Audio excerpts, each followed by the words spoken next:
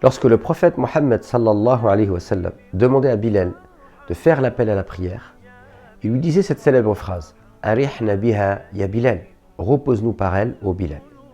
Si toi aussi, comme le prophète Mohammed sallallahu alayhi wa sallam, tu aimerais faire de ta prière un moment de plaisir, un moment que tu vas savourer, un moment de quiétude, un moment de connexion avec Allah subhanahu wa ta'ala, tu aimerais faire de ta prière un moment unique, reste avec moi, cette vidéo est faite pour toi.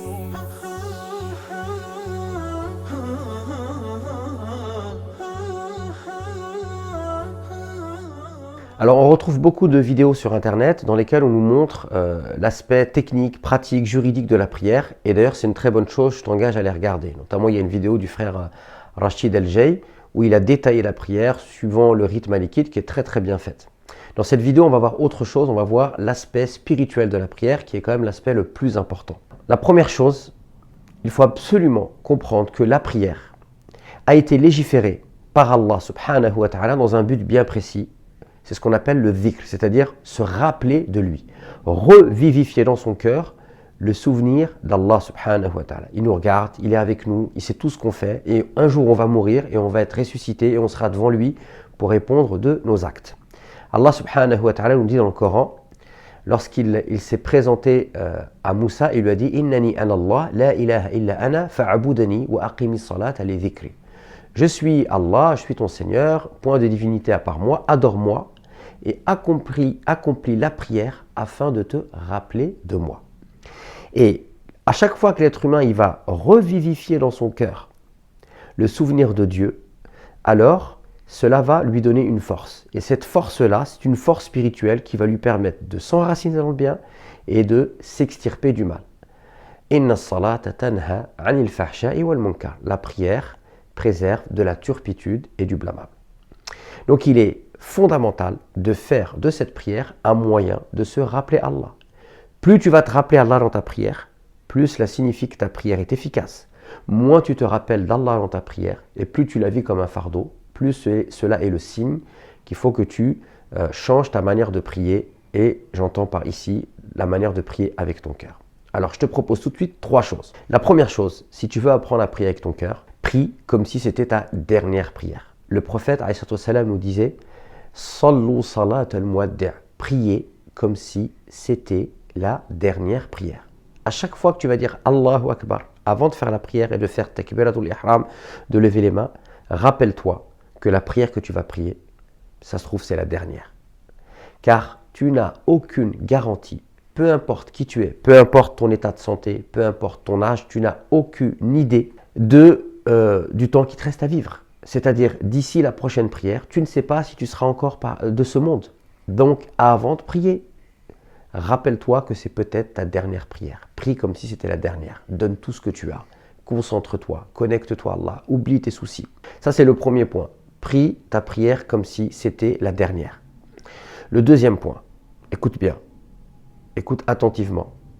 Il n'y a pas une parole dans la prière et il n'y a pas un geste dans la prière sans que cela ait pour toi une voie vers la guérison spirituelle.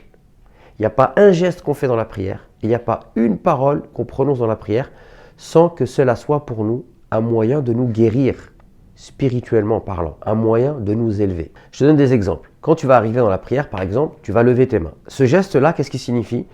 Il signifie en fait que tu jettes toute cette dunya devant toi. D'accord? Tu la jettes même derrière toi. Tu t'en débarrasses et en fait tu vas te centrer vers Allah subhanahu wa ta'ala. Donc ici, tu vois bien qu'il y a, qu'est-ce qu'il y a? Il y a le désir pour celui qui nous a légiféré la prière, de trouver un moyen de nous extirper de tous les soucis, de tous les problèmes pour pouvoir nous connecter à Allah subhanahu wa ta'ala.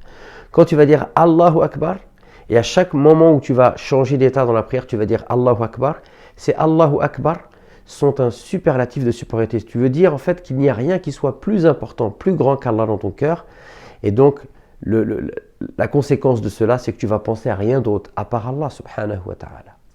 Lorsque tu vas dire Alhamdulillahi Rabbil Alamin, tu es en train de réciter un verset qui contient l'amour. Et chaque personne a besoin d'amour. Peut-être que tu n'as pas suffisamment d'amour de par ta famille, peut-être que tes parents t'ont délaissé, ou peut-être que tu es un orphelin, peut-être que tu as besoin d'amour, tu es en manque. Et à chaque fois que tu vas dire Alhamdulillahi Rabbil Alamin, ce verset il a la saveur de l'amour parce que tu te rappelles que Dieu t'a créé et qui s'occupe de toi. Tu vas dire Ar-Rahman Ar-Rahim et tu vas garder l'espoir si tu as des difficultés dans ta vie puisque tu te rappelles que Allah est miséricordieux. Tu vas dire Maliki Yawmiddin et là ça va susciter en toi une peur puisque tu vas te rappeler que tu devras rendre des comptes et ça va te responsabiliser. Tu vas dire Iyyaka na'budu wa iyyaka nasta'in. C'est toi seul que nous adorons et c'est de toi seul dont nous implorons le secours. Et là, tu vas te rappeler en fait que tu es ici parce que tu adores Allah et tu l'aimes et tu recherches son assistance. Ihdina sirat al-mustaqim. Ici, ça a pour objectif de te rappeler que tu recherches, tu es dans une quête de sens, tu recherches la guider et ainsi de suite. Ensuite, par exemple, tu vas faire le ruku' qui est une position d'humilité. Et ensuite, qu'est-ce que tu vas dire? Subhan Rabbil Azim. Tu te rappelles qu'il n'y a rien qui est plus grandiose qu'Allah. Et ensuite, tu vas faire le sujoud et ainsi de suite. Donc, rappelle-toi et essaye d'identifier ou d'associer à chaque parole et à chaque mouvement dans la prière une chose qui va t'apporter un bien-être intérieur. Et ainsi, à chaque fois que tu vas faire cette chose-là, tu vas le conscientiser. La troisième chose que je te conseille de faire, c'est de considérer que la prière, c'est la plus grande assistance que tu peux trouver dans ta vie d'ici-bas. J'ai cité le verset tout à l'heure, on dit quand on récite la prière, quand on fait la prière, dans chaque unité de prière, on récite Surat al-Fatiha et on dit Iyyaka na'budu wa iyyaka nasta'in. C'est toi seul que nous adorons et c'est de toi seul dont nous implorons le secours. Car la prière est une aide. Et rappelez-vous que le prophète Mohammed sallallahu alayhi wa sallam va recevoir cette prière dans un moment très critique de sa vie. Il n'a pas encore fait l'émigration, il n'est pas loin de la faire, il est persécuté, il a perdu son oncle, il a perdu sa femme, donc il est dans un état des plus critiques. Il a été rejeté à Taïf. Et là, Allah va lui faire vivre un moment exceptionnel. La seule chose qui va être révélée au prophète, non pas ici, en envoyant Jibril, mais en élevant le prophète vers Allah, subhanahu wa ta'ala, c'est la prière.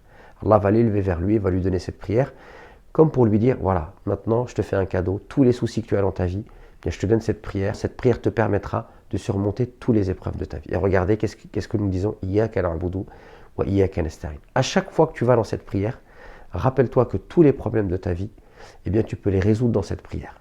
Et tu te rappelles que Allah, il t'assiste. Allah te dit, si tu l'adores, Allah, il va t'assister. Également, quand tu vas aller en sujoud, tu vas aller en prosternation. Et toute la prière est une introduction pour aller vers cette prosternation, puisque c'est l'apothéose de la prière. Le prophète nous dit, lorsque vous êtes en prosternation, c'est le moment où vous êtes le plus proche d'Allah. Donc, augmentez les invocations. Et à ce moment-là, tu peux demander tout ce que tu veux à Allah subhanahu wa ta'ala. Voilà quelques éléments dans cette vidéo courte, mais qui j'espère sera riche d'enseignements pour tout le monde. Je vous invite vous aussi à me dire si vous arrivez à vous concentrer dans la prière, qu'est-ce que vous faites? Dites-le moi en commentaire. Et puis surtout, j'aimerais bien que certains puissent expérimenter ces conseils, barakallahu fikoum, et puis après nous faire part en commentaire, qu'est-ce qu'ils ont ressenti dans leur prière. Donc, barakallahu fikoum, n'hésitez pas, vous aussi, partagez votre expérience avec moi et avec les frères et sœurs qui pourront lire vos commentaires. Et puis surtout, si cette vidéo vous a plu, n'hésitez pas à vous abonner. Assalamu alaikum wa rahmatullah.